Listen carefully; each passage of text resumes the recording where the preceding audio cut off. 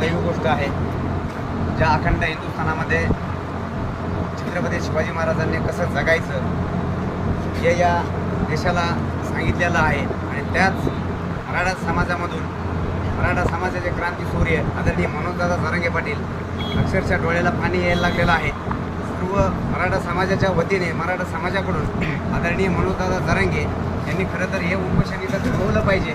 सर्व मराठा समाज या देशातील सर्वच नागरिक आदरणीय मनोजदादा जरांगे यांच्या पाठीशी आहेत. म्हणून दादांना एक सगळ्या मराठा समाजाची विनंती आहे की त्यांनी हे उपोषण थांबवून वेगळ्या पद्धतीने लढाई लढली पाहिजे. खरं तर हे एकदम नीच आणि नालायक सरकार आहे. या सरकारने आज 8 दिवस झालेत, इथून पाठीमागं देखील आदरणीय दादांनी उपोषण केलेले आहेत. आता मराठा समाजाचा या सरकारने अंत पाहू नये. मराठा समाजाचा जर समजा उद्योग झाला तर हा फार भयानक लढा असेल, हा सरकारला झेपणारा लढा नाही. म्हणून नम्रतेची विनंती करतो या ठिकाणी